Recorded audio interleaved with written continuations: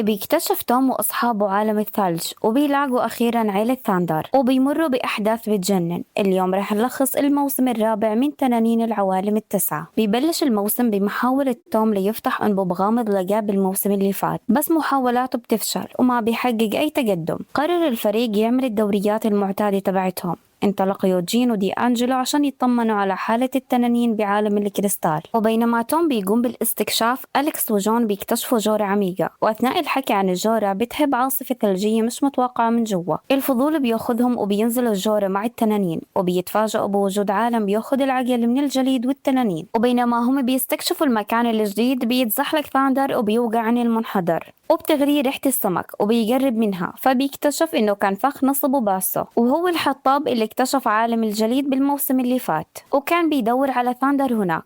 التنين نفذ بالزور من إيد باسو وترك باسو مصدوم إنه هالكائن الأسطوري موجود عن جد. بعد فترة من تدوير توم الباقيين على ثاندر اللي هرب من فخ باسو، وفجأة بياخذهم ثاندر لمكان الفخ وبيسمعوا صوت صراخ هناك، بس كانت خدعة من باسو اللي الظاهر إنه تايه ومصاب، وبيخدعهم إنه خايف من التنانين. بس توم طلب من باسو إنه يخلي وجود التنانين سر عن عالم الخارجي. الظاهر باسو بالموافقة وعرفهم على حاله باسم مزيف، بس نظرة الكره اللي ظهرت على ثاندر بتكشف نياته الحقيقية. وأثناء حكيهم هجم باسو على ثاندر فجأة، بس توم وقفه وشك إنه في إشي غلط. بهاللحظة راحت جون تجيب دي أنجلو عشان يفحص باسو اللي الظاهر إنه مريض. وكمان توم لاحظ إشي غريب لما كان بيكسر خشب ولقى اسم ثاني مكتوب على الفأس تبعه، وهذا زاد شكوكه ناحية باسو.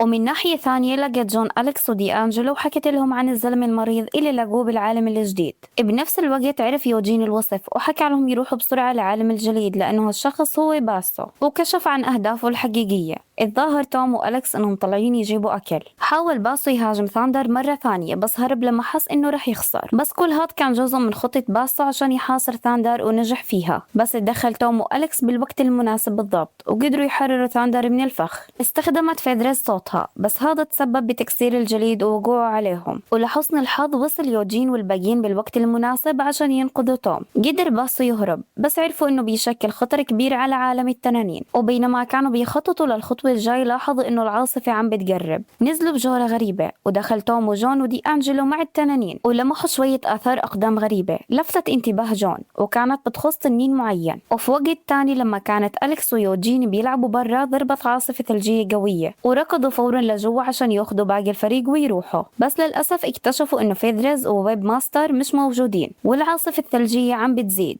توم بيقنعهم بالزور يتخلوا عن التدوير حاليا ويرجعوا، بس ما كان سهل ابدا على أليكس ويوجين يتركوا تنانينهم. بهاللحظة فيدرز وويب ماستر كانوا عم بيعافروا عشان يلاقوا مكان يتخبوا فيه، ولحسن الحظ لقوا مغارة صغيرة وولعوا نار عشان يتدفوا. بعد فترة قصيرة لما حست أليكس بضيقة خلق وقلق على أصحابه المفقودين راحت ليوجين، وكانوا الاثنين أكلانين هم التنانين. اقترحت أليكس يروحوا يستكشفوا عالم الجليد عشان يلقوهم، بس جون سرعان ما نبهت توم إنه أليكس ويوجين مش موجودين. كانوا أليكس ويوجين راح يوقعوا بالجورة، بس أنقذهم ويد ويف بالوقت المناسب. اتفقوا الأصحاب يروحوا على عالم الجليد وينقذوا التنانين. فيدرز وويب ماستر باين إنهم وقعوا بين إيدين تنين مفترس وكان راح ياكلهم، بس الفريق وصل بالوقت المناسب بالضبط ودخلوا بمعركة قوية مع التنين وقدروا يحرروا تنانينهم. وبعد محاولات توم لفتح الأنبوب الغامض اكتشف إنه البوق اللي معه تبع جده هو المفتاح، ولما فتحه لقى كتاب قديم جوا. باليوم اللي بعده أثناء الدورية بعالم الكريستال واجه توم والباقيين تنين ناري خطير. ثقة يوجين الزايد بحاله استفزت التنين وأدى لموقف خطير. دخل جون بالمعركة عشان ينقذوه، وبعدها توم بهدله على تهوره، وكان مبين إنه ويند أند ويف تعبوا من المعركة. وأثناء الاستراحة فحصت المجموعة الكتاب اللي لقاه توم واكتشفوا رسمة لراكب تنين من عصر الفايكنج، وطبعا هذا هيكب. المهم لاحظت جون إنه ويند أند ويف عم بيتصرفوا بغرابة، وفجأة صحبوها لعالم الجليد واتجهوا لجبل غامض. وعلى الرغم من الهواء القوي قدروا يطلعوا الجبل،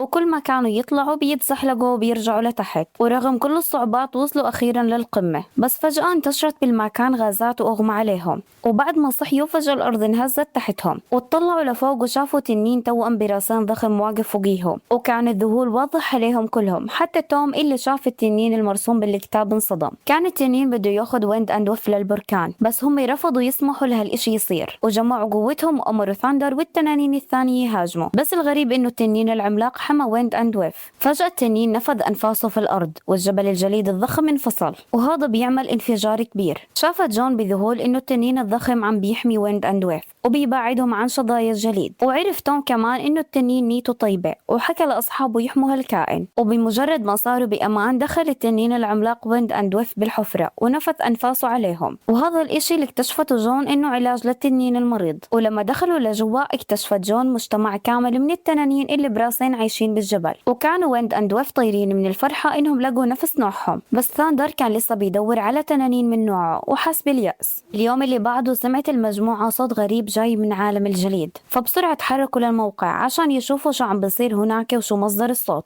وبسرعة عرفوا إنه في تنانين كثيرة مربوطة بسبب فخاخ باسو. وبينما كانوا بيحكوا كيف يتصرفوا مع باسو ويطلعوه برا عالم التنانين سمعوا صوت غريب ثاني ومشي وراه لمعسكر باسو. ورغم إنهم ما لقوه بأي مكان بس اكتشفوا عدد كبير من التنانين المحبوسين بسجن جليدي. بعدها بوصل باسو مع تنين مخيف. مع كان توم بيعرف إنه باسو قدر يروض التنين، وأمر باسو التنين يهجم على الشباب بس قدروا يهربوا. ومن بعيد شاف توم إنه باسو عم بيتحكم بالتنين بصفارة، ومبين إنها مخلي التنين خاضع إله تماما. عملوا الأصحاب خطة بسرعة عشان يتسللوا لمنطقة باسو وياخدوا الصفارة. ورغم إنه لقوا الصفارة بس وقع توم وثاندر بفخ كان عامله باسو، واكتشف توم إنه الصفارة مزيفة. بهاللحظة طلب باسو من توم يعلمه كيف يروض التنين ويركبه، وهي كانت فرصة لتوم عشان يسرق الصفارة الحقيقية، فوافق إنه يساعده. بعدها وصلوا أصحابه لمقر باسو وكانوا عم بيحاولوا يفكوا التنانين. وبعدها منشوف توم هو بيحاول ياخد الصفارة، ولما شافوا باسو رماه من فوق لما عرف اللعبة، بس ثاندر بيلحقوا بآخر لحظة. بعدها منشوف باسو واقف وماسك الصفارة ومستعد يعطي أمر للتنين إنه يهجم على أصحاب توم، بس لما ضرب بالصفارة بتطلع مزيفة، والصفارة الحقيقية كانت مع توم. وتوم بيحكي للتنين إنك حر، والتنين عشان ينتقم من باسو بيمسكه وبيطير فيه لبعيد. في اليوم اللي بعده بيروح ثاندر وتوم ليدوروا على باسو، بس بيلاقوا تنين صغير بيشبه ثاندر متكتف ومحتاج مساعدة. وبعد ما حرروا التنين بيسموه شادو، والتنين بصير يلعب مع توم وبيلعب بالسلاح تبعه. توم بياخد التنين وبيروح لأصحابه، بس التنانين بتكون متضايقة من التنين الصغير. بعدها بياخدوه لعالم الجليد عشان يوصلوا لأهله. بيوصلوا لباب كهف وشادو بيسحب توم لجوا وبيلحقوا لأصحابه لجوا، وبيبين إنه في تنين ضخم بيلاحقهم. ولما دخلوا لجوا بيكتشفوا نباتات غريبة وصندوق، بس لما بيفتحوا يوجين بيطلع فخ وبيوقع بالشبكة، وكمان بيوقع عليهم حجار كبيرة. بس ويند أند ويف بيقدروا يساعدوه وبينزلوه عن الشبكة، وهم بالكهف بيعدوا من فخاخ كثيرة. وبعد ما يخلصوا من كل الفخاخ بيطلعوا لمكان حلو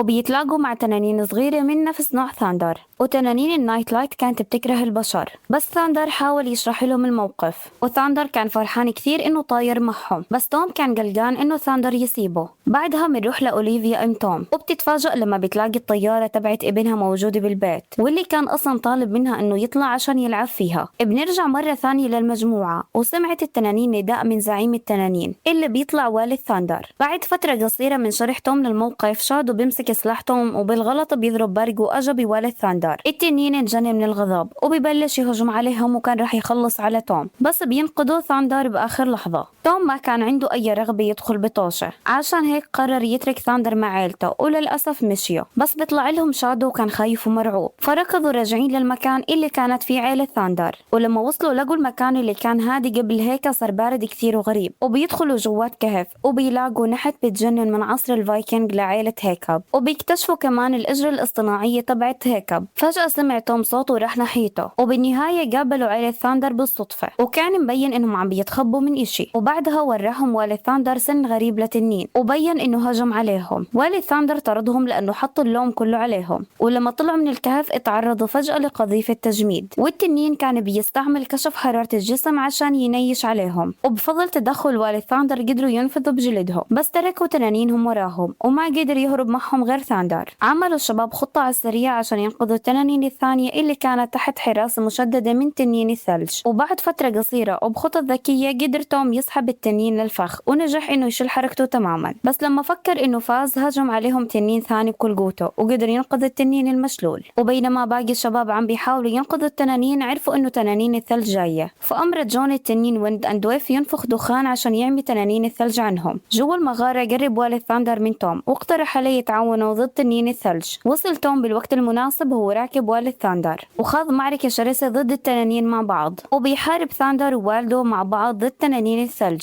وبسلاح توم جمع توم بين قوة ثاندر وقوة والده ووجهها ناحية تنانين الثلج وقدروا يطردوهم بعيد. وبمجرد ما صار كل إشي بأمان والد ثاندر سمح لابنه ينضم لتوم بالمغامرات الجاية مع بقية التنانين. بهالوقت كانت أوليفيا عم بتدور على ابنها، وكان توم وأصحابه وصلوا، بس توم بيتفاجأ بأمه قدامه مباشرة وهو معه ثاندر. وهون بيخلص الموسم الرابع. وبس والله لو عجبك الفيلم واستمتعت فيه لا تنسى تضغط اللايك وتشترك بالقناة ليوصلكم كل جديد. نشوفكم بالفيديو الجاي. سلام.